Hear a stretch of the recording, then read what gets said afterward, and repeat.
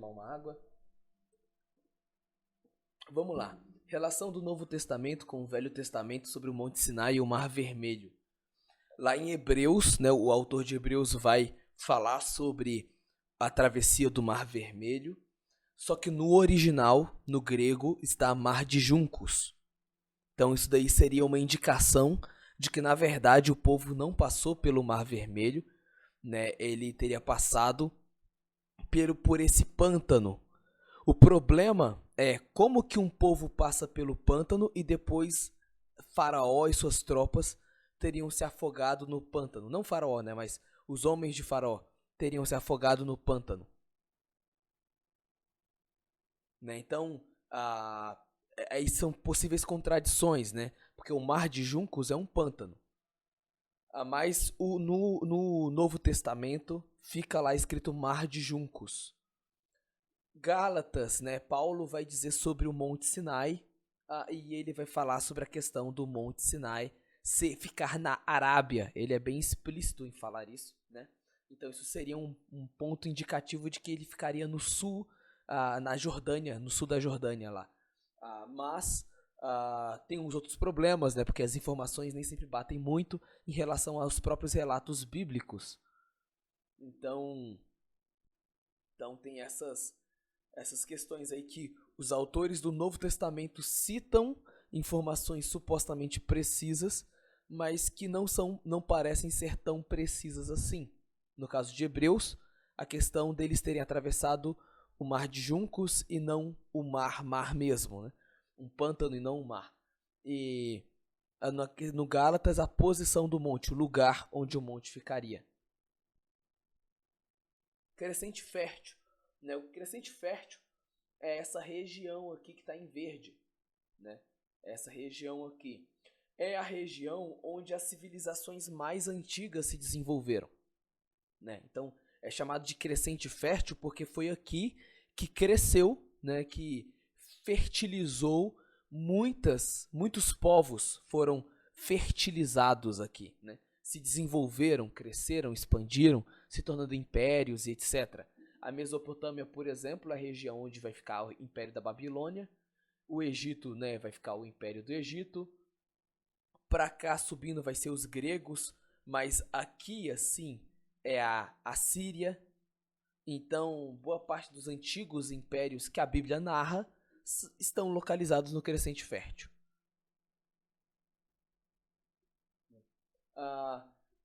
Qual a relação do texto que o texto diz sobre ser a menor nação da terra com o número do povo? Tem um versículo em Deuteronômio que vai falar que Deus escolheu o povo mesmo ele sendo o menor de todos os povos, né? Então, essa parte aqui, pois éreis o menor de todos os povos, né? Essa parte aqui. Só que ao mesmo tempo, em Êxodo, fala que 600 mil homens saíram do Egito, né? Isso fora esposas, filhos, né? Então, como que um povo de 600 mil homens era pequeno, né? Então, aí tem um problema, né? Porque, tipo, você pode argumentar que seria duas coisas. Primeiro, porque esse 1000, no hebraico, ele pode ser entendido como tropa também. Então, ao invés de ser 600 mil homens, seriam 600 grupos de homens. 600 tropas. E aí, essa tropa pode ter 2 homens, pode ter 3 homens, 4 homens. Isso diminuiria bastante o número, né? Então, tem esse detalhe aí. Outra coisa é que você pode também argumentar que o texto éreis menor de todos os povos não se referia ao número, mas ao valor. Né? Era um povo escravo, era um povo que ninguém se lembrava, ninguém se importava com a história deles. Ou seja, era ninguém, né? Era nada. E se tornou um grande povo. Então, essa que poderia ser a ideia do texto. Então tem essas... Bem, aí, continuando, ter que colocar o nome dos montes e identificar eles, né? Você vai ter essa região triangular é o mapa para você ver na prova, né? Porque na ponta mais fina fica o Monte Musa, que é o Sinai do Sul, certo? Então é o Monte Musa. Se você ir à direita dele, né, passando o mar aqui, se você ir à direita dele, vai ter o Aulaus. E se você subir, vai ter o Carcom. Então, a ideia é, olha no mapa que ele colocar na prova, acha o triângulo, né? Acha esse chifre aí que o mar faz, né? Marca um no sul, sendo o Musa, e aí o Carcom no norte, e ao lado do Musa, no leste, né? Vai estar o Aulaus. Eu não sei se você vai precisar decorar esse nome, tá? Não sei se ele vai cobrar esse nome. Então, qualquer coisa, coloque monte na Arábia, aqui é a Arábia, né? E o monte sul e norte na península do Sinai, tá? Monte sul e norte. Arábia, o monte na Arábia e o monte sul e norte. Porque se ele pedir para você escrever o nome, né, ou coisa do tipo, isso daí é importante. Você identificar. Ok. Argumentos a favor dos montes, né? O Monte Norte tem a questão da viagem de 3 dias, que Moisés sai do Egito e volta para o Egito, com a permissão do faraó, em 3 dias apenas, então seria mais favorável para o norte. Você tem a questão da rota das cordoníases, né, que as aves passavam ali pela região do norte, isso é narrado no texto bíblico. Você tem a questão da luta contra os amalequitas em Refidim, sendo que Refidim provavelmente ficaria por aqui assim, mas alguns historiadores colocam aqui assim, mais embaixo. A questão da Arábia é porque Paulo fala do monte, né, estando na Arábia. Atividades sísmicas, esses montes queimados aqui mais escuros, ó, eles meio que mostrariam uma atividade vulcânica e sísmica na região, né, que condiziria com algumas descrições bíblicas de eventos bíblicos. Midianitas ao sul, né? Então, Midian, a terra de Midian é aqui, nessa região aqui, tá? Então, logo, como o sogro de Moisés era um midianita, né? Moisés poderia ter feito isso daqui, ó, viajando, fugindo do Egito, né? Então, isso daí é importante. E Amalequitas, né, que são povos nômades. Então, por mais que eles sejam colocados aqui, na realidade eles perambulavam por toda essa região. Então, acaba favorecendo poder encontrar esses amalequitas por volta dessa região aqui. Né? Conquista de Sion e Og. Né? Moisés tenta passar por Edom. Né? Lembrando que, voltando aqui no mapa, Edom fica aqui assim. Moisés tenta passar por Edom, não pode, ele dá uma volta. E aí ele chega, ele tenta passar por aqui, ó. Ou por aqui. Não tem como saber exatamente como que aconteceu. Mas o fato é que ele tenta passar por Edom, né?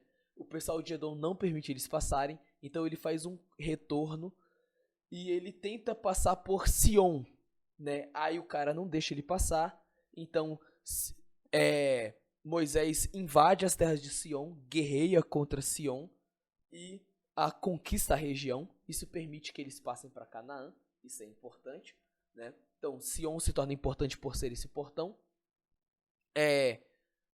Também Og, né? Depois vem o reino de Og, o rei Og no caso, e tenta parar Moisés, tenta derrotar Moisés, mas Moisés derrota Og, e aí ele toma as regiões de Sion e de Og, né? E aí, com isso, os povos vizinhos passam a ter medo de Israel receio de lutar contra Israel, né? Além disso, isso se torna um símbolo da fidelidade de Deus ao proteger o povo. E também,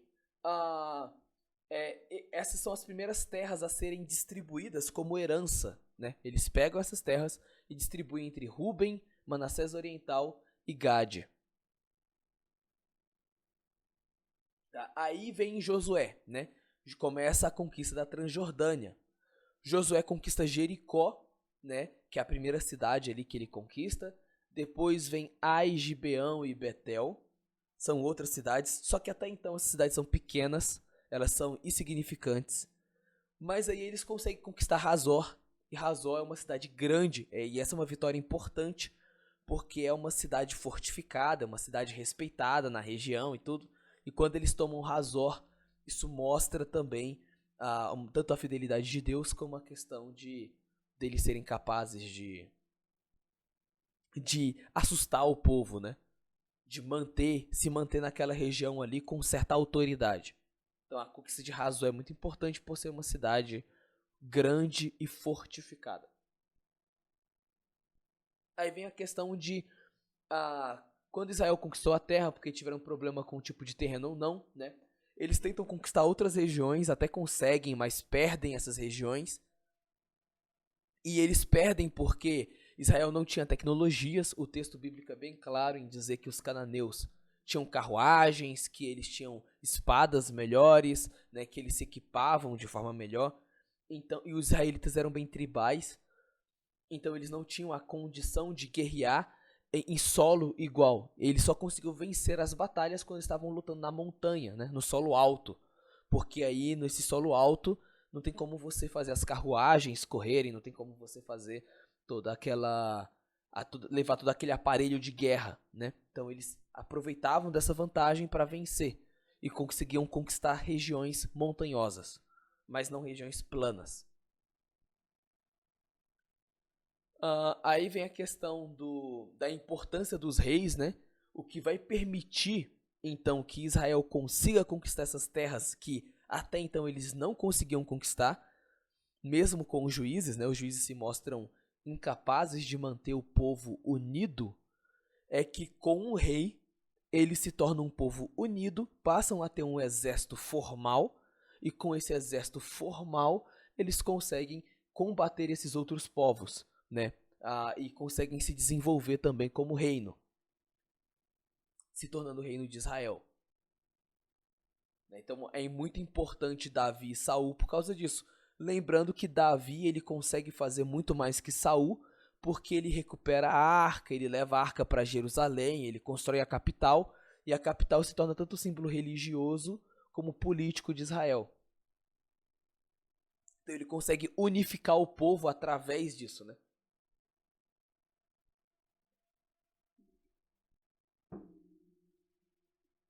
Bem, aí vai ter a questão dos reinos vizinhos de Israel para decorar, né? Aqui tem uma dica. Judá é ao sul, Israel é ao norte, né? Então, Judá é o reino do sul, Israel é o reino do norte. Se você identificar Israel e Judá, é só você pensar, do lado de Judá tem filisteus, Edom e Moabe. E perto de Israel tem Amon, Arã, Damasco e Fenícia. Quase que do lado ali. Então, do lado de Israel, basicamente. Tem Amon, Arã, Damasco e Fenícia. Se você meio que decorar esse movimento, talvez ajude a lembrar. Mas aqui não tem segredo, é você saber reconhecer cada reino no mapa, né? Eu vou fazer o seguinte aqui. Eu vou...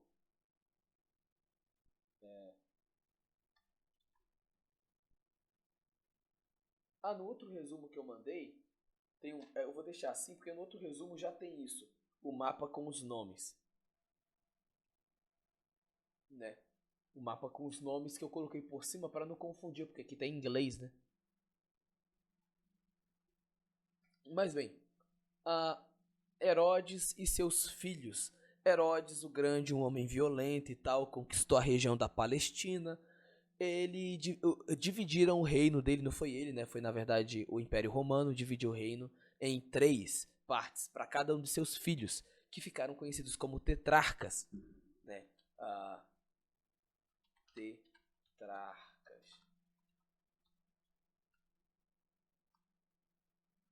Então, esses aí são os tetrarcas.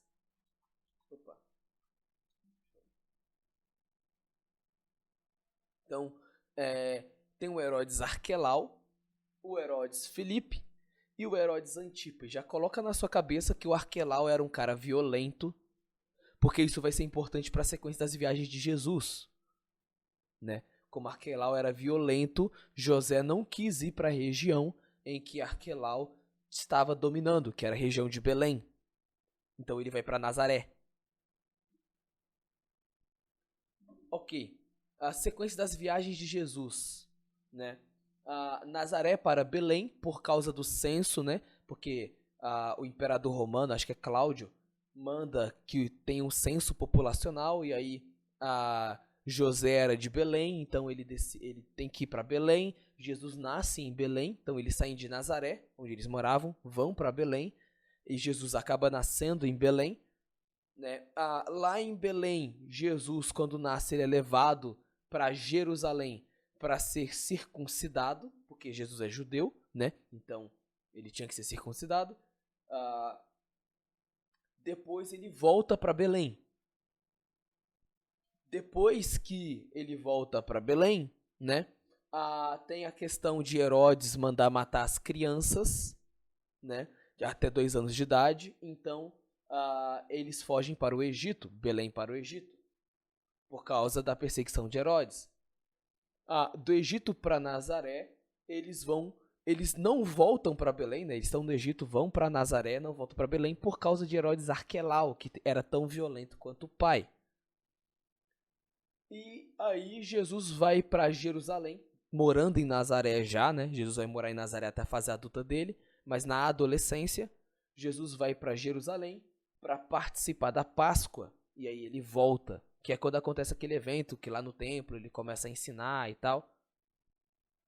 E é isso daí. Então, isso daqui é a sequência da viagem de Jesus. E por fim,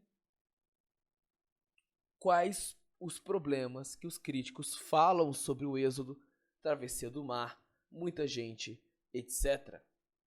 Né? Aí entra aquela questão de que em qual mar eles atravessaram, se foi o Mar de Juncos ou o Grande Mar Vermelho, não é claro, né? Muitos apontam isso como incoerências. Tempo de travessia, né? É muita gente para pouco tempo. E tem toda essa questão de logística que eles estavam com animais, eles estavam com pertences deles, estavam com objetos, eles não foram de mãos vazias correndo. Então, como que tanta gente e tantos objetos iam atravessar em apenas 8 horas, que é o que o texto bíblico deixa entender, que seria apenas uma travessia de 8 horas, mais ou menos. Né? Então, não teria como, tá? Isso acontecer. Então, basicamente, né, eu vou até colocar, agora fiquei em dúvida se é horas mesmo, eu vou até colocar aqui 8 horas, algumas horas. 8 horas mesmo, né? Então lembrei certo.